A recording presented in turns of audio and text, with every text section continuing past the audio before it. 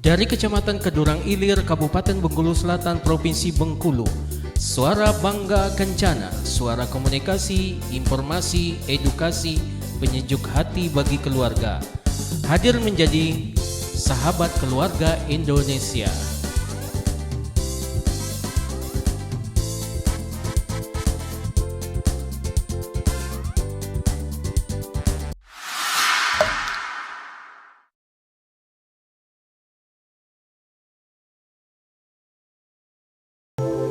Baik, assalamualaikum warahmatullahi wabarakatuh. Selamat siang teman-teman semua. Dari kawasan Kecamatan Kedurang Ilir, Kabupaten Bengkulu Selatan, Provinsi Bengkulu, kami hadir di ruang dengar Anda kembali di podcast Suara Bangga Kencana. Apa kabar teman-teman semua? Semoga sehat-sehat selalu dan tentunya dalam lindungan Tuhan Yang Maha Kuasa. Sahabat-sahabat sekalian, pada kesempatan kali ini kita akan berbincang-bincang tentang imunisasi ya teman-teman. Di tengah-tengah kita sudah hadir Mbak Hilda ya, panggilannya sehari-hari. Apa kabar Mbak Hilda? Alhamdulillah sehat? Baik, sehat. Oke. Gimana nih aktivitas sehari-harinya untuk kegiatan imunisasi dan juga kegiatan yang menyentuh langsung nih kepada sasaran nih balita ya Mbak Hil ya? Iya Pak. Iya. Untuk sejauh ini amankah? Baiklah, assalamualaikum. Sebenarnya saya memperkenalkan diri sebelumnya ya Pak. Menyapa sahabat di Instagram BKKBN Pak. Apa ini? Iya, Balai Penyuluh. Oh, Balai Penyuluh. Baiklah. Nama saya Hilda Rahmawati. Saya bertugas di Puskesmas Sulau dari tahun 2009 sebagai bidan desa Pak. Pertama kali masuk di wilayah Kedurang Ilir ini di desa Karangcaya. Sebagai bidan PTT 2 tahun di sana, kemudian saya pindah ke sebelah di Lubuladung, di desa Lubuladung dari tahun 2011 sampai sekarang alhamdulillah masih betah. Masih terus semangat ya melaksanakan aktivitas sehari-hari. Saya bertugas di Puskesmas Sulau di Desa Air Sulau sebagai dipercaya sebagai petugas imunisasi untuk memberikan vaksin kepada semua anak bayi balita kita di Kedurang Ilir supaya mereka sehat. Jadi kami setiap bulan ada jadwal untuk posyandu, mulai dari Air Sulau sampai ke Karangcaya. Jadwalnya terkoordinir ya Pak, mulai dari Januari sampai Desember sudah kami laksanakan. Alhamdulillah sampai di bulan September ini kami sedang melakukan pelayanan. Baik. Hari ini terakhir di desa Nanjungan. Iya. Baik, ini Mbak Hil, ini teman-teman udah pada nimbrung nih di podcast kita. Hari ini tema kita yakni tentang imunisasi ya. Nah, imunisasi ini kan tidak asing lagi ya di telinga kita ya, di telinga masyarakat, di telinga kalangan-kalangan medis juga gitu ya. Nah, sebenarnya kenapa ya? Sebenarnya apa sih pentingnya imunisasi ini? Kenapa sih harus imunisasi gitu, Mbak Hil? Kalau bisa diceritakan, silakan. Baiklah, dari mulai bayi baru lahir yang masih murni. Jadi mereka begitu lahir itu langsung mendapatkan imunisasi.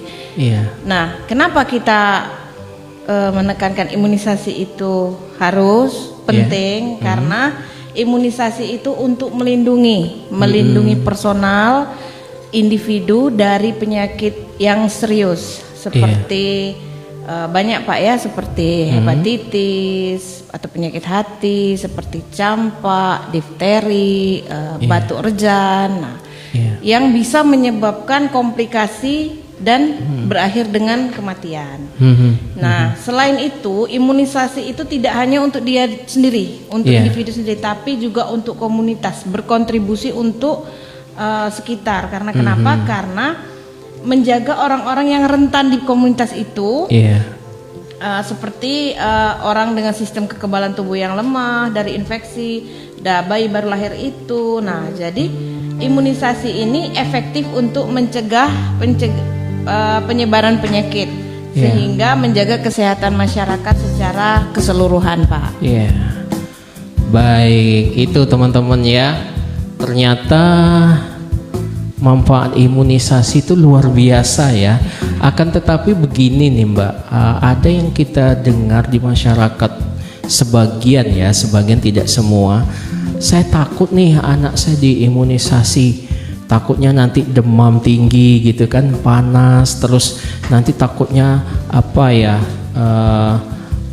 demamnya berkepanjangan gitu. Nah, terus hal-hal yang seperti ini kan sering terjadi ya, di tengah-tengah masyarakat. Nah, sebelum kita membahas tentang efek samping imunisasi, nah sesungguhnya sebenarnya apa sih manfaat imunisasi ini bagi balita ya Mbak ya, bagi bayi balita, sesungguhnya apa sih manfaat dari imunisasi? Nanti sebelum kita ke efek samping imunisasi gitu, silakan Mbak.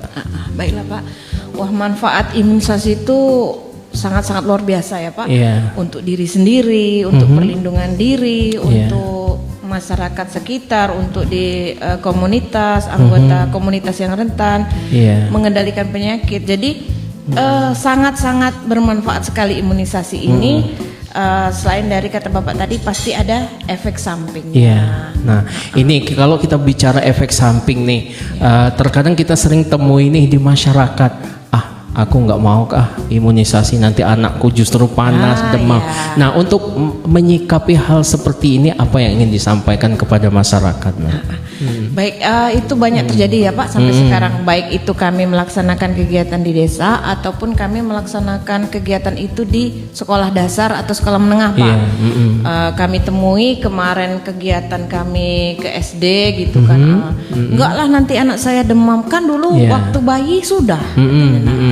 Jadi untuk apa lagi SD-nya disuntik lagi? Padahal vaksin itu ada rentan waktunya tertentu. Jadi mulai 0 hari sampai sekian bulan ada vaksin yang diberikan, sampai sekian bulan ada vaksin yang diberikan. Sewaktu SD juga ada waktu yang diberikan. Jadi kami sebagai petugas imunisasi di wilayah Kedurang Ilir sangat-sangat mengharapkan kepada seluruh ibu, kepada seluruh bapak, agar anaknya untuk rutin selalu diimunisasi. Karena apa? Karena itu untuk kesehatan mereka. Nah, berbicara efek samping tadi Mbak Hil, kan orang ya sebagian ibu itu khawatir nanti ketika imunisasi anak saya panas gitu ya. Hal apa yang harus dilakukan ketika efek samping itu diterima oleh bayi atau balita ketika pasca imunisasi? Nah, apa yang harus dilakukan gitu? Baiklah, terima kasih pertanyaannya Pak. Ini sering sekali Pak ya terjadi. Jadi ketika anak akan diimunisasi itu biasanya akan dilakukan namanya inform consent Pak. Inform consent itu kita bertanya dulu kepada ibu bayi. Bu, maaf anaknya kondisinya bagaimana sekarang? Apakah gitu sehat? Apakah dia ada batuk, pilek, ataukah dia ada gejala demam? Karena ada vaksin-vaksin tertentu yang menyebabkan anak ini memang demam Pak. Tapi efek sampingnya hanya demam ringan 1 atau 2 hari. Biasanya misal nih bayinya datang ke posyandu usia 2 bulan Pak.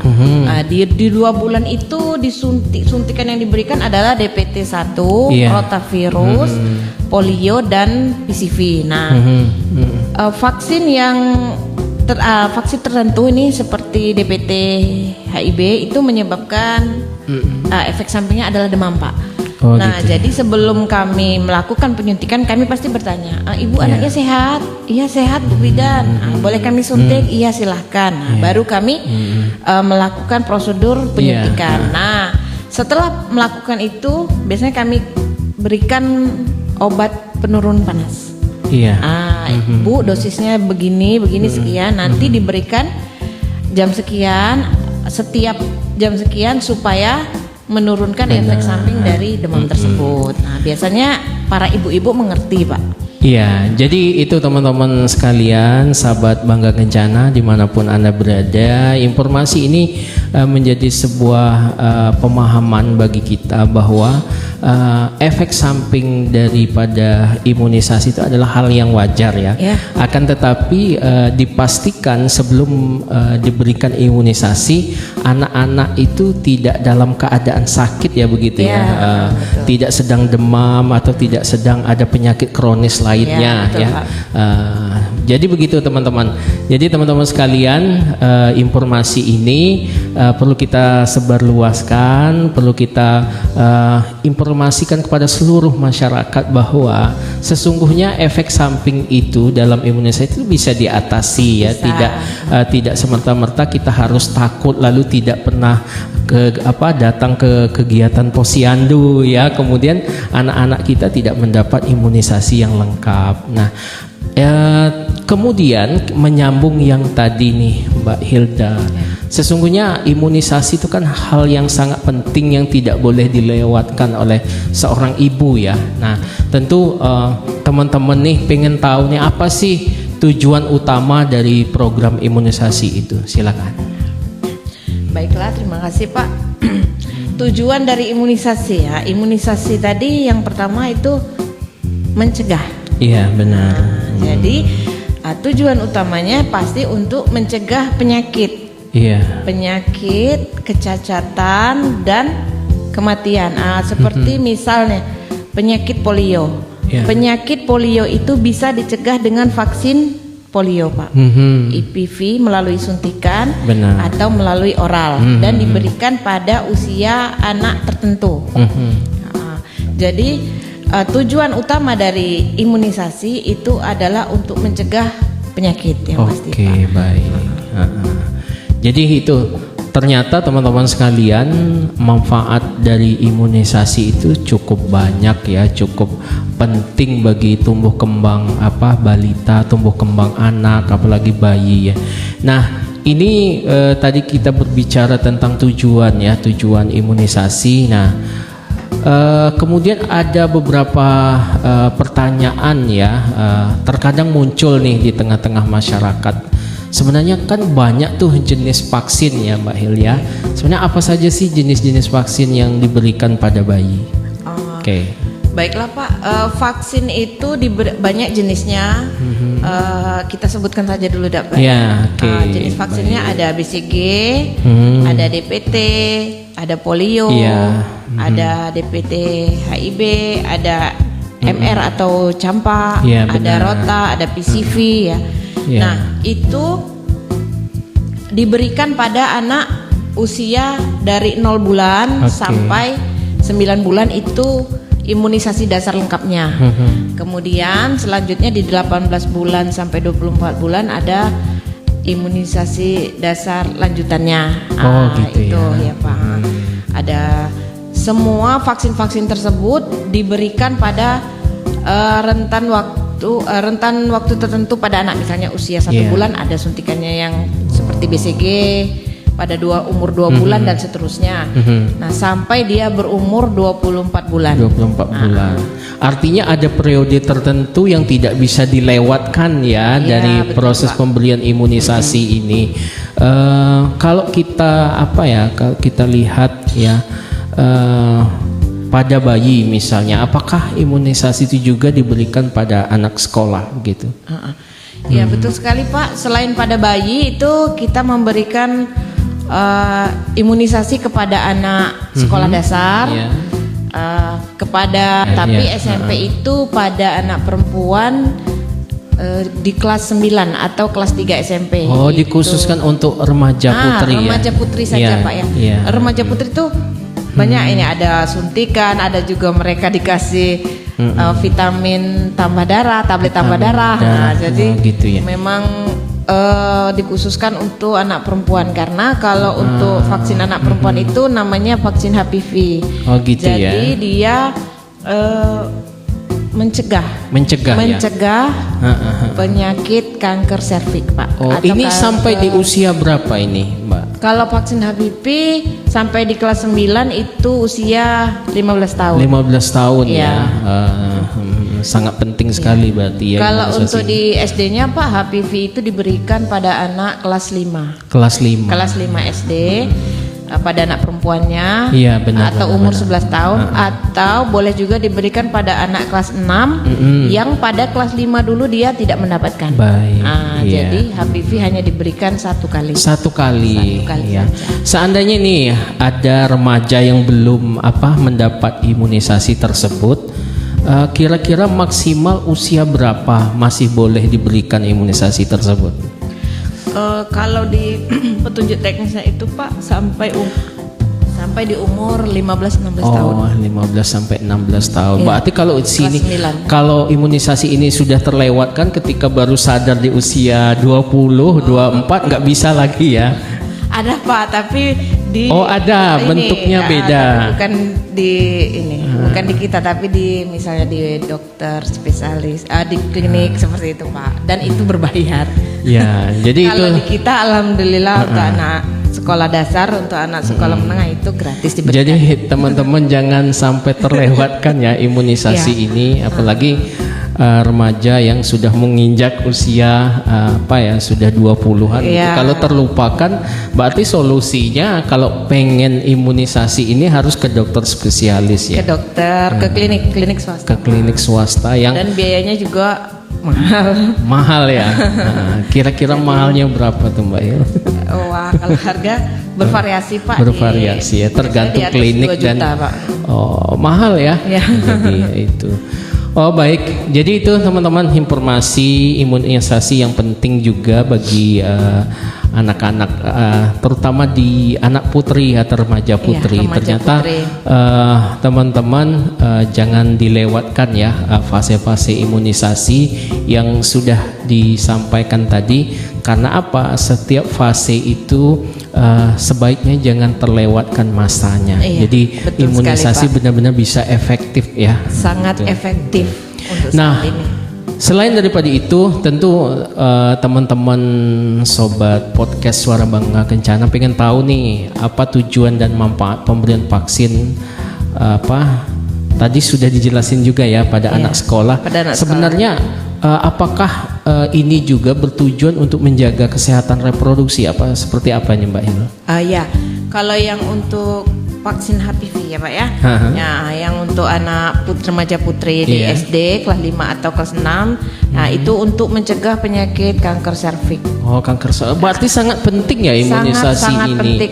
Wah, ini jangan sampai terlewatkan nih teman-teman. Nah, Betul juga. Iya. Tapi jangan lupa juga untuk yang kelas 1 dan kelas 2 serta kelas 5 SD itu kami akan memberikan imunisasi Pak. Namanya BIAS, bulan imunisasi anak sekolah itu. Iya. Program itu dari pemerintah setiap tahun Pak ya. Di bulan Agustus dan di bulan November. Iya, Kemarin iya. alhamdulillah di bulan Agustus kami sudah memberikan vaksin pada anak-anak kelas 1 dan kelas 5. Iya. Jadi kelas 1 sudah dikasih vaksin campak rubella dan kelas 5 sudah diberikan vaksin HPV. Baik. Nah, kemudian kami akan lanjutkan lagi untuk di bulan November itu kelas 1, kelas 2 dan kelas 5 lagi Pak. Iya, Nah, baik. jadi kami minta kesediaan untuk orang tua di wilayah Kedurang Ilir ini supaya anaknya boleh imunisasi di sekolah. Karena apa? Karena ini untuk kesehatan kita semua, anak-anak kita untuk masa depannya. Benar sekali. Iya. Jadi itu sobat-sobat podcast Suara Bangga Kencana, apa yang disampaikan tadi adalah ini pada hakikatnya sangat penting bagi anak-anak putri atau remaja putri Iya, kita. Jangan sampai hal ini, imunisasi ini terlewatkan begitu ya. Nah, tentu terkadang ya Mbak Hil ada beberapa ya, ada sebagian nih masyarakat itu ditemui menolak imunisasi, katanya nggak perlulah imunisasi, yang penting yang penting hidup sehat, pola hidup sehat. Imunisasi itu sebenarnya untuk apa aja, pencegahan saja. Kalau antibodi kita bagus, itu tidak perlu diimunisasi. Nah, hal-hal seperti ini menurut Mbak Hil seperti apa menyikapinya? Baik Pak ya, banyak berkembang memang di masyarakat pemikiran seperti itu, Pak. Iya, benar. Mungkin betul. Anaknya kondisinya sehat, jadi orang tua merasa nggak perlulah anakku imunisasi. Iya. Dia sehat kok. Ya, sering seperti itu. Iya. Kok dikasih suntikan malah bikin sakit. Iya, benar. Pak, ya. Padahal Pak, vaksin itu justru dia memberikan kekebalan kepada anak kita. Misal anak tidak diberikan imunisasi, kata orang tuanya nggak apa-apa. Karena kenapa? Kawan-kawannya lain nggak apa-apa kok. Nah, benar, kenapa? Kawan-kawannya lain kan sudah diimunisasi. Jadi mereka membentuk kekebalan untuk komunitasnya. Jadi mereka yang tidak diimunisasi, berarti mereka terlindungi juga. Karena kenapa? Gitu ya? Karena yang lainnya yang imunisasi mereka sudah mendapatkan kekebalan. Benar sekali. Nah, jadi tapi tetap juga Pak ya, kita tetap memberikan pengertian ke masyarakat supaya anak-anaknya diimunisasi.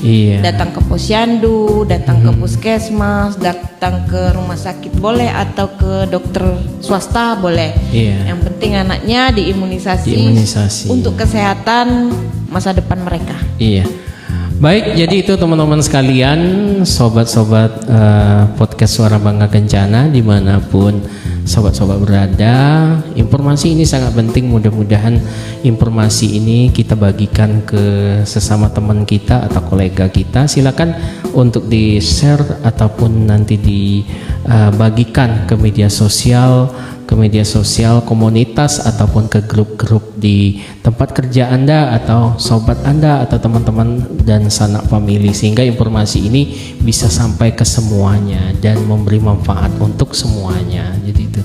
Nah, selain itu juga Mbak El tadi kan ada imunisasi ya di lingkungan sekolah Kak. Nah, ini ada beberapa kasus kan ada anak yang tidak sekolah dan tidak posyandu ya. Nah, ini seperti apa pengelolaannya dari puskesmas itu ya, dari puskesmas itu sendiri? Banyak Pak, kalau misalnya nih anak baru lahir, dia suntikannya pertama, misal dia lahir di rumah sakit, dia mendapatkan suntikan HB0-nya di rumah sakit. Nah, kemudian suntikan kedua, bulan kedua dia mendapatkan di posyandu. Nah, ternyata dia tidak pergi ke kebun. Tidak disuntik lagi. Benar. Pak. Nah, jadi mereka bisa mendatangi puskesmas atau pusat kesehatan terdekat di wilayah mereka tinggal. Misalnya di kebun, mungkin di Jambi atau di mana itu di Tumbukan atau di mana di daerah-daerah yang mayoritas masyarakat yang berkebun. Nah, mereka boleh pasti ada hari-hari tertentu di sana yang melaksanakan kegiatan posyandu, kegiatan. Nah, jadi kami menganjurkan supaya anaknya tetap mendapatkan imunisasi dengan melakukan kunjungan ke pusat-pusat kesehatan. Terus bagi anak-anak misalnya Pak yang tidak sekolah, yang harusnya di usia mereka mendapatkan imunisasi, mereka bersama orang tua boleh datang ke puskesmas untuk mendapatkan vaksin. Oke, baik, informasi yang sangat berarti dan sangat berguna ya teman-teman ya.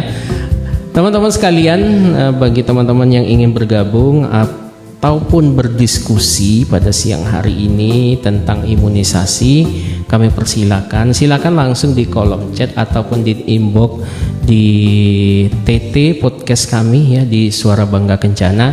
Semua pertanyaan yang masuk akan dijawab oleh Mbak Hilda ya. Jadi teman-teman sekalian, sebelum kita membaca pertanyaan dari teman-teman, kita break sejenak. Baik sobat-sobat sekalian, dimanapun Anda berada dari kawasan Kecamatan Kedurang Ilir, Kabupaten Bengkulu Selatan, Provinsi Bengkulu, kembali di podcast Suara Bangga Kencana. Tadi informasi yang cukup sangat berarti ya bagi kita semua, betapa pentingnya imunisasi ini. Nah, ini ada pertanyaan nih Mbak Hil dari teman-teman online kita. Ada beberapa orang tua yang punya mindset ya, kadang kita temui ini orang tua, ngapain juga harus imunisasi, toh nanti anak saya bisa tumbuh normal kayak dulu kan nggak ada imunisasi nih, nggak perlu banget sih imunisasi, percaya aja lah sama misalnya yang maha kuasa, cukup berdoa, atau misalnya ada keyakinan seperti itu yang menganggap bahwa tindakan imunisasi itu dianggapnya tidak penting. Nah, untuk menghadapi pola pikir yang seperti ini, apa saja yang harus kita lakukan untuk agar pemikiran seperti ini tidak banyak berkembang begitu kan? Kita mengingat pentingnya manfaat imunisasi tadi. Nah, apa langkah-langkah yang perlu diambil oleh teman-teman tim dari Puskesmas dalam melaksanakan kegiatan ini? Baik Pak, pertanyaannya, terima kasih atas pertanyaannya. Itu memang merupakan salah satu tantangan kami Pak, tantangan kami kesehatan untuk memberikan sugesti bisa gitu ya. Pengetahuan untuk merubah mindset yang seperti itu. Karena kenapa? Kami menjumpai nih Pak ya, di lapangan itu ada sebagian orang tua pada anak sekolah dasar yang tidak bersedia. Alasannya kan dulu kami bayi udah dikasih, ngapain anak kami SD sekolah dikasih? Kan? Padahal vaksin itu kan ada masa jangkanya. Iya benar. Jadi perlu di booster ibaratnya. Booster tuh diulangi lagi. Kalau kami menanggapi hal yang seperti itu Pak, gimana ya Pak ya? Lebih ke kami memberikan pemahaman tentang pentingnya. Benar.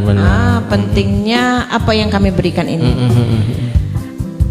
Kami memberikan pemahaman pada masyarakat melalui kegiatan posyandu, melalui penyuluhan ke SD juga, ke sekolah dasar, ke SMP, ke SMA. Kami di sela-sela kegiatan kami, misalnya kami melakukan penyuluhan kesehatan produksi, kami juga memberikan pengetahuan untuk anak-anak supaya mereka mengetahui tentang pentingnya imunisasi. Karena imunisasi tidak hanya pada bayi saja. Iya benar. Pada sekolah dasar, pada SMP, anak SMP, SMA itu juga penting ya dilakukan. Sangat penting sekali imunisasi. Nah, jadi itu teman-teman. Jadi memang ada beberapa ya, tidak semua. Sebagian kecil masyarakat berpikir seperti itu. Itu tugas kita bersama untuk memberi edukasi. Memberi penjelasan bahwa sesungguhnya imunisasi itu bukanlah hal yang mengakibatkan sesuatu yang tidak baik terhadap anak. Justru itu sangat dibutuhkan oleh anak-anak kita untuk kesehatannya di masa yang akan datang ya, karena anak-anak kita ini adalah generasi penerus yang akan menentukan seperti apa nasib bangsa ini ya. Betul, jadi seperti itu ya teman-teman ya. Tadi ada juga beberapa nih, terkadang kan orang tua nih merasa bangga, anak aku tuh nggak pernah diimunisasi tapi sampai sekarang sehat-sehat aja tuh. Nah itu tuh yang sering imunisasi, buktinya sakit-sakitan terus tuh gitu. Nah ini juga salah satu tantangan ya bagi teman-teman di lapangan untuk menjelaskan ya, tidak faktor sakit atau tidak kuatnya atau tidak anak itu kan banyak faktor yang mempengaruhi ya, mulai dari kekebalan tubuh, bagaimana kemudian orang tuanya, backgroundnya, apakah menikah di usia ideal ya, kemudian apakah di 1000 hari pertama kehidupan anaknya sudah diperhatikan dengan baik. Padahal banyak instrumen yang mempengaruhi kekebalan tubuh seorang anak. Nah, jangan sampai gizinya, jangan sampai imunisasi dijadikan kambing hitam terhadap melemahnya tubuh anak. Terkadang kan memang ini tidak bisa kita pungkiri ya Mbak Hilya, karena sering kita temui juga di lapangan hal-hal yang demikian. Nah, kemudian juga ada warga kita yang sebagian tidak dapat mengakses imunisasi ini dengan baik karena mungkin kondisi di kebun, terkadang kondisi geografis yang tidak mendukung untuk ikut imunisasi kan. Di daerah kita ada nih ibu-ibu apalagi yang kasihan tuh ibu-ibu muda ya, menikah di usia yang sangat muda, pernikahan dini begitu. Ditambah lagi bayinya tidak mendapat imunisasi. Ini kan menjadi tantangan juga ya buat kita semua. Betul, Pak. Terutama tenaga medis dan juga tenaga kesehatan lainnya. Sebenarnya kondisi ini, nah kita sulit menjangkau ya kalau ibu-ibunya sudah di kebun gitu. Nah, adakah program khusus untuk orang-orang yang dengan kriteria seperti ini, Mbak ya? Baiklah Pak, kalau untuk anak yang misalnya dia di kebun tapi orang tuanya tidak bisa jadi tidak sempat karena terlalu jauh medannya yang tidak bisa dijangkau seperti itu. Ada namanya Pak imunisasi kejar. Jadi walaupun dia terlambat dari waktu dia imunisasi, dia masih bisa dilakukan gitu ya. imunisasi. Ada programnya juga gitu ya. Kita lihat dulu riwayat apa yang diberikan dari imunisasi sebelumnya. Misalnya dia sudah DPT 1, ternyata umur sekian harusnya DPT 2, ternyata dia belum. Nah, itu bisa kita kejar. Gitu namanya ya. imunisasi kejar. Jadi jangan kejar, khawatir ya. buat ibu-ibu anaknya yang belum mendapatkan imunisasi, bisa datang kunjungan ke puskesmas atau waktu posyandu itu kita bisa melakukan namanya imunisasi kejar. Jadi anaknya tetap kita berikan imunisasi Tetap sesuai dengan kondisi situasi sesuai dan dengan kondisi ya. Ya betul Pak. Artinya lebih baik dikejar imunisasi daripada dikejar angsuran. Angsuran. Ya, jadi itu teman-teman sekalian, informasi ini tentu nanti kita bagikan kepada teman-teman kita yang lain sehingga kita semua mendapat informasi ini dan menambah kesadaran kita untuk betapa pentingnya imunisasi untuk diterima oleh kita semua ya, baik anak-anak, remaja tadi kan. Kemudian juga Mbak Hel, tidak bisa kita pungkiri ada di depan mata kita, di tengah-tengah masyarakat begitu, ada yang ibu muda misalkan dia itu dalam posisi KTD ya, kehamilan yang tidak direncanakan atau tidak diinginkan. Nah, terkadang kami di lapangan sering menemui kadang ibu yang mau menikah tuh udah hamil 6 bulan ya, udah hamil 4 bulan.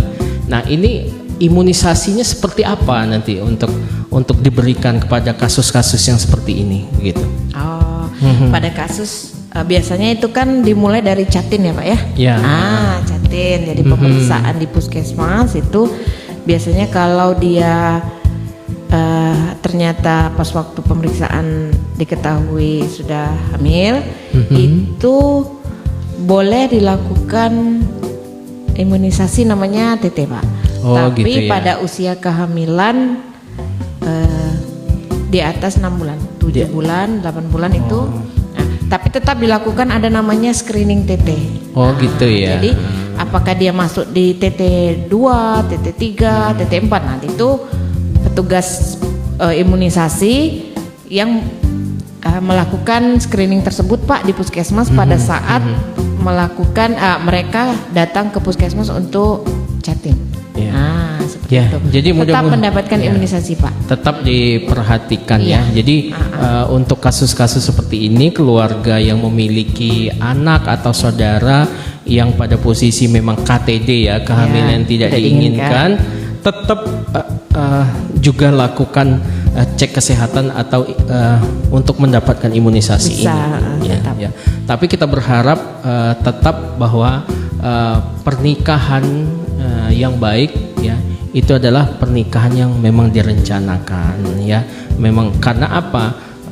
Yang menentukan kualitas anak itu tergantung di 1000 hari pertama kehidupan. Karena 1000 hari pertama kehidupan itu kan mulai dari kehamilan ya. Bagaimana kalau dia sudah hamil 6 bulan tanpa kehadiran seorang ayah kan, karena situasi yang tidak diinginkan, otomatis anaknya kurang bisa diperhatikan, kurang maksimal lah tumbuh kembang otaknya, yang pada akhirnya bisa menyebabkan beresiko stunting juga begitu.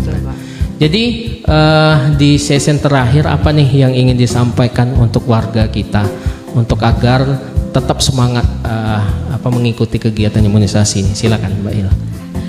Baiklah, ini khusus untuk warga Kedurang Ilir, wilayah Puskesmas Sulau, kami sangat mengharapkan kunjungan ibu-ibu pada kegiatan posyandu. Tidak hanya ibu-ibu saja, bapak-bapak juga boleh. Oh, bapak-bapak juga ya, ada posyandunya. Posyandunya, karena di posyandu itu semua melingkupi ya. Selain imunisasi ada pemeriksaan pada ibu hamil, kemudian ada pemeriksaan pada lansia, Pak. Jadi alhamdulillah Pak, kunjungan lansia di posyandu kami tinggi ya. Partisipasinya bagus partisipasi ya. Para lansia datang ke posyandu alhamdulillah tinggi. Mereka juga semangat untuk kami melakukan kegiatan pengobatan gratis. Pengobatannya, kemudian ini Pak olahraga. Senam lansia ya. Senam lansia pada hari Jumat. Oh, senam lansia. Rupanya lansia juga masih suka senam ya. Lansia juga tapi kami ada perhatikan senam Pak ya. khusus ya, bukan senam aerobik gitu ya. Pasti disesuaikan lah ini kayak gerakannya, pasti nanti encok lagi. Oke, teman-teman itu kami sangat mengharapkan kunjungannya ke posyandu supaya masyarakat Kedurang Ilir semua sehat, supaya kecamatan kita semakin maju, semakin sukses. Amin. Anak-anaknya sehat. Amin. Jadi itu teman-teman sekalian, bahwa kegiatan posyandu itu bukan saja melulu untuk wanita, bukan saja melulu untuk perempuan, akan tetapi laki-laki juga boleh sangat dianjurkan untuk mengikuti kegiatan posyandu gitu ya. Walaupun pada realitasnya memang sih kalau kita lihat misalnya posyandu lansia gitu kan, yang banyak tuh ibu-ibu ya, yang bapak-bapaknya ada cuman satu dua. Ini juga teman-teman perlu dihimbau juga, apalagi posyandu ini kan sangat penting ya bagi untuk kesehatan. Itu mulai dari ibu hamil sampai ke lansia ya. Sampai lansia. Kami perhatikan ya, semua siklus Pak. Siklus hidup namanya. Ya. Kalau di BKKBN itu kan siklus hidup itu kami lakukan dengan memberikan edukasi ya, edukasi penyuluhan tentang bagaimana pola-pola hidup sehat ya, kemudian pola asuh, kemudian pola menjaga tumbuh kembang anak begitu. Jadi teman-teman sekalian, tentu informasi ini sangat berguna ya untuk kita semua ya, untuk kita semua, bahwa kesehatan anak posyandu, nah ini juga masalah KB, masalah stunting juga bukan melulu urusan seorang perempuan, akan tetapi kalau dalam istilah BKKBN itu peran seorang ayah juga sangat penting. Karena apa? Sekarang dalam proses tumbuh kembang anak tuh seolah-olah ayah tuh menganggap tugas dari mendidik anak, memantau tumbuh kembang anak itu adalah tugas ibu. Jadi makanya Indonesia dikenal dengan negara fatherless tertinggi dengan angka 20,9 gitu kan. Ayah tuh ada, cuman perannya tidak dirasakan. Ada tiadanya itu ayah tuh apa ya? Perannya kurang dirasakan dalam proses tumbuh kembang anak, karena itu padahal sangat penting bahwa kehadiran ayah itu dalam proses tumbuh kembang anak tuh sangat penting ya. Mudah-mudahan ayah-ayah yang ada di seluruh Indonesia, terkhusus di Kecamatan Kedurang Ilir, bisa mendengarkan ini untuk menjadi ayah yang baik, menjadi ayah yang ikut serta dalam proses tumbuh kembang anak. Karena semakin ayah terlibat dalam proses tumbuh kembang anak dan proses pendidikan anak, maka anak itu akan semakin baik. Nah, semakin baik ya tumbuh kembangnya, dan juga semakin baik secara psikologisnya. Dan ternyata setelah dilakukan penelitian, hadirnya seorang ayah dalam proses pendidikan itu mampu mendongkrak itu 30% tingkat kesuksesan anak. Karena kehadiran ayah itu sangat penting untuk menguatkan misi ibu. Jadi ayah tuh kan menegaskan nih, kamu harus jujur, tapi praktek jujur tuh kan nanti ibu. Jadi makanya seorang ibu dan ayah tuh harus sinkron ya dalam memberi edukasi kepada anaknya gitu. Jadi itu Mbak Hil yang bisa kita share. Terima kasih atas kesempatannya Pak. Iya, senang sama-sama. sekali bergabung di podcastnya di sini kami dengan bergabung dengan Pak Erik, dengan adik-adik semua. Perdana ini Pak saya datang. Perdana ya. Ini mereka ini sudah mempunyai potensi semua untuk mengisi podcast. Besok kita akan diisi oleh Ibu Ambar dari Sekretaris Dinas ya di PPKB P3A. Yang beliau ini adalah S1 dan S2-nya dari UGM. Mudah-mudahan besok lebih keren lagi nih. Dan juga besok ada genre, juga ada Pick Air. Nah, besok akan dihosti oleh Mbak Cindy Nurkhalifa Siti Aryani. Jadi itu teman-teman sekalian, terima kasih atas perhatiannya dan terima kasih atas kebersamaannya. Terima kasih tap-tap layarnya dan terima kasih juga sudah komen-komen, sudah bertanya di saluran podcast Suara Bangga Kencana. Semoga semakin hari podcast kami semakin baik dan mudah-mudahan walaupun kita sudah curi setar ya, saya pengennya nanti kita akan di launching oleh Bapak Kepala Perwakilan BKKBN Provinsi Bengkulu dan Mbak Hil, alhamdulillah balai kita ini adalah balai yang terbaik seprovinsi Bengkulu. Dan kemudian kita akan menjadi proyek percontohan. Makanya tim-tim kami juga harus tim yang hebat dan solid, yang juga bisa mengimbangi terus kemajuan balai ini. Dan ternyata partisipasi media sosial kami juga Pak Menteri, Bu Wamen juga sudah sering kadang tag-tag gitu ya. Wah, mudah-mudahan ini tantangan bagi saya. Saya selalu pengen yang terbaik dan mudah-mudahan kita semua bisa mengikuti itu. Baik teman-teman, terima kasih atas partisipasinya Mbak Hilda. Terima kasih sekali lagi sudah berbagi. Semoga hari ini. Balai KB semakin maju, Pak Erik semakin maju juga. Ya, terima kasih. Jadi terima kasih banyak. Mudah-mudahan apa yang disampaikan hari ini bisa memberi manfaat kepada kita semua dan tentu informasi yang baik, informasi yang bagus dan informasi yang memberi pencerahan kepada orang lain dan dimanfaatkan oleh orang lain akan menjadi amal jariah yang akan kita terima. Kebaikannya sepanjang ilmu itu diterapkan oleh orang yang kita nasihati. Baik, sekian terima kasih. Saya selaku host pada hari ini tentu banyak salah dan khilaf. Kepada teman-teman mohon maaf, kepada Tuhan kami mohon ampun. Wabillahi taufiq wal hidayah. Wassalamualaikum warahmatullahi wabarakatuh.